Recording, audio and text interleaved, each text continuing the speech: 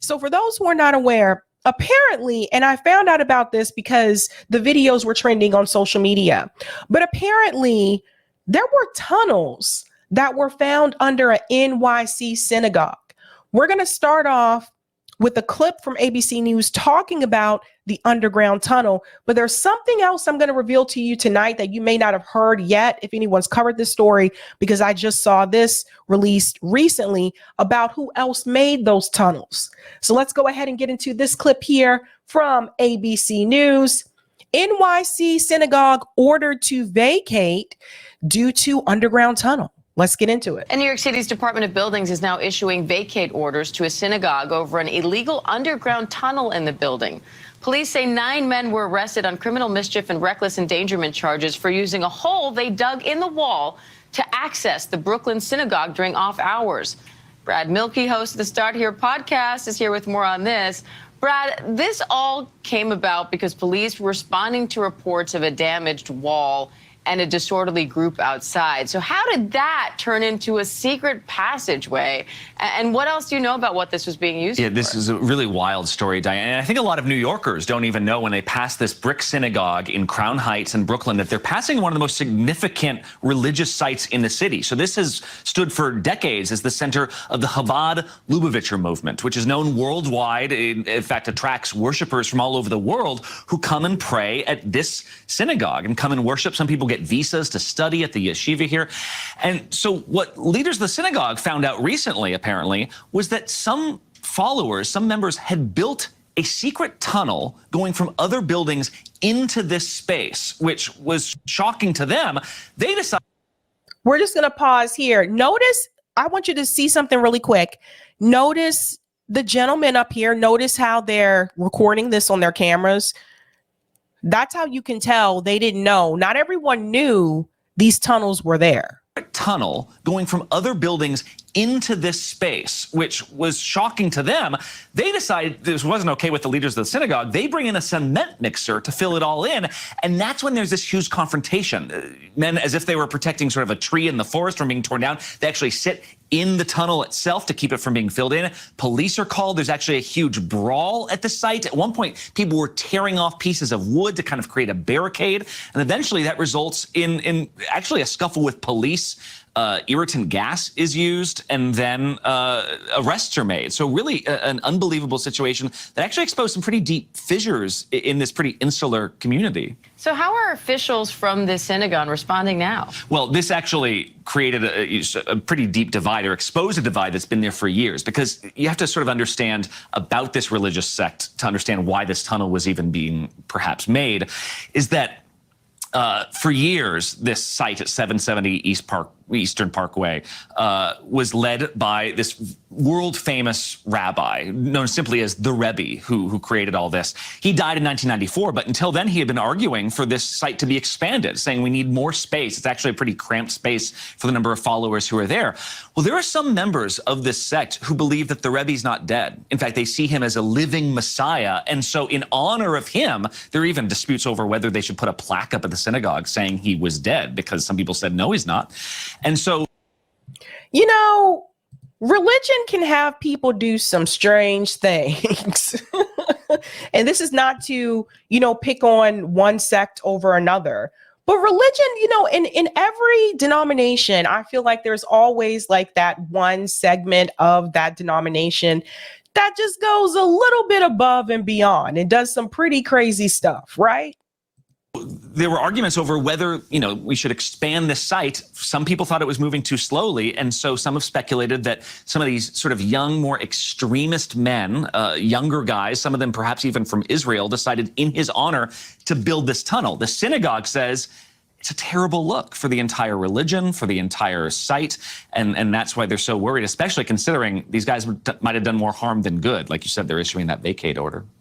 Now, Brad, this tunnel connects 4 neighboring buildings. So have any other buildings been impacted here, and what happens next? Well, that's what they're trying to figure out right now. In fact, that's why the other day, the Department of Buildings did say that the structural integrity of this synagogue has been affected. And so they're warning people to stay away from this site. And so that's why, again, there's such a deep divide in this community, because if people thought they were trying to help the late Rebbe's vision. It certainly hasn't helped, the reputation or the physical stability of the site. And New York City's Department.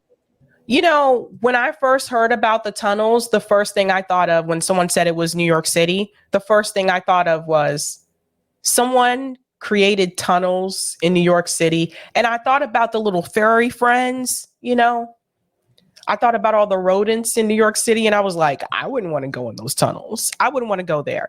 But I want to show you another clip as well. Like, this is the first time that I saw it, and I was like, what the hell is going on in NYC? I was like, secret tunnels. This is the video, I think, that kind of went viral, so to speak. I think this was the first video that I saw. And I was like, are people crawling out of this tunnel? Check this out.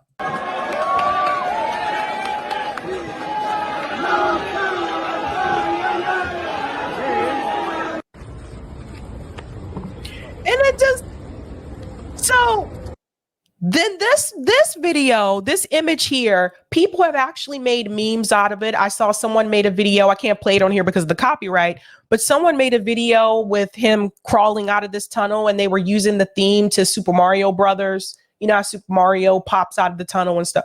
People have created all kind of memes, but this was just wild and crazy. I was like, what is happening here?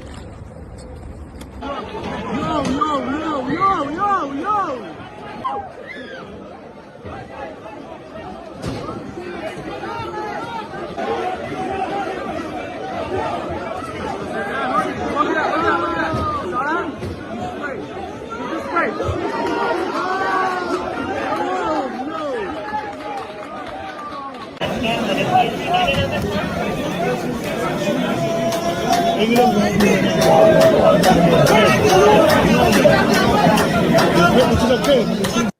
So this is the part here where some of the members actually, that's what the gentleman was saying, where they actually climbed into this portion to prevent them from trying to, I guess, destroy the tunnels that existed there. This is wild. Not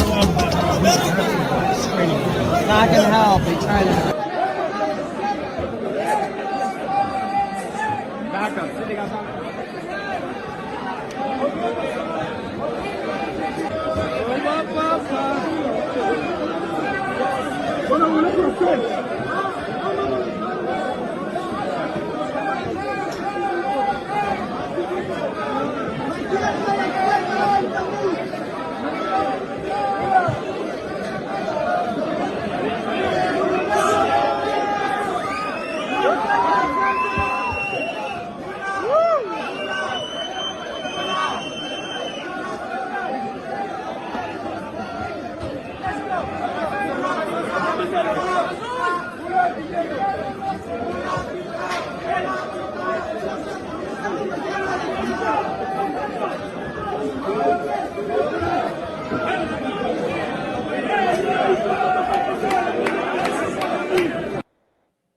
So that was one of the images that I saw, but then there was another one that I think really made people question things. And shout out to Solomon. Solomon has been on the show before. He was the one that I saw posted this: mattresses with stains found in tunnels under a synagogue in New York. And this is the one that I think gave a lot of people pause. You know, they had mattresses in this tunnel. Look at this.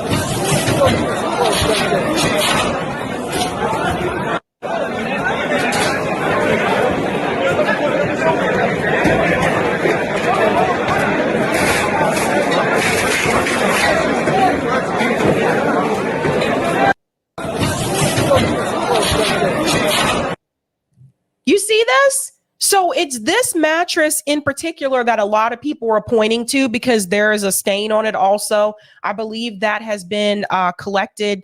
They've actually tested that mattress for forensics last time I checked, because we don't know what that stain could be. We don't know. We just don't know. But why did these tunnels have mattresses inside the tunnels? Right? That is very suspect. Very strange, just weird to me. And it, people have jumped to all different types of conclusions.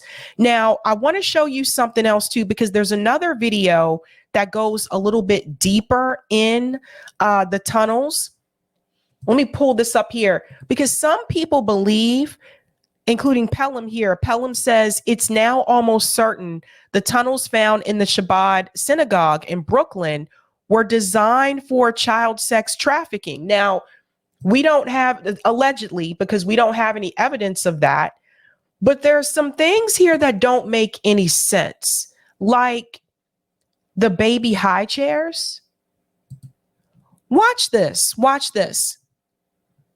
because this is the part where I think a lot of people may not have seen. As they go further into the tunnel, it's not like it was just a tunnel that they were hanging out in. And you'll see how deep this goes.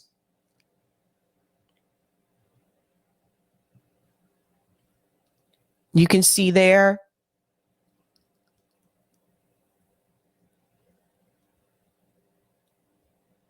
Like, this is wild, man. This is wild. And like, what was happening here? And that's the thing.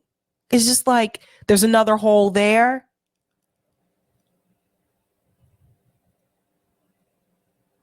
You see this?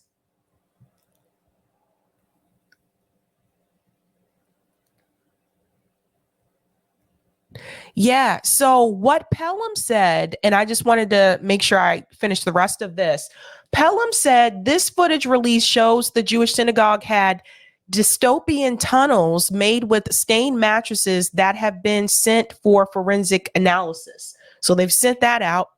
Items such as baby high chairs and clothing have also been taken by forensics. A group of extremist students were blamed for the child abduction tunnels and attempted to bury the tunnels with cement before forensics could begin their investigation. So that's the part there that is very concerning. Like, if you didn't do anything wrong, if there was no wrongdoing, why would they try to go to such extremes to bury the tunnels so that the forensics could not be done? That's the part that people need to ask. People need to find out what actually happened in these tunnels. And also, what's important for people to know, you need to know who helped build these tunnels, because it wasn't just those gentlemen that were a part of the synagogue, and not everyone that was a part of the synagogue did that. But you also need to know this part of the story. Now, this information was released yesterday. Extremist Jewish teens secretly hired migrants to dig covert Brooklyn synagogue tunnel, Shawshank style. I kid you not. Look who they got to do the work. This gets even deeper, you guys.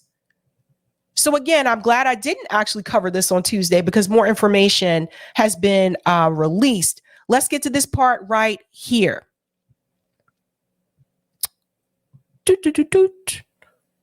6 renegade members of Chabad Hasidic movement secretly began digging the 3-foot high, 20-foot wide, 50-foot long tunnels themselves using crude instruments and their hands.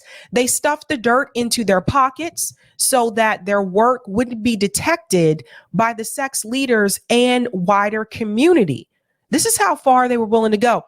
You've seen the movie The Shawshank Redemption. That's what these young men did at first. They dug and put the dirt in their pockets. Later, the men, most of them in their teens and early 20s, took up a collection and hired a group of migrant laborers to finish the job. They described the workers as Mexicans. So you see what's happening here? You see how they got migrants to help finish the job for them? It goes on more here.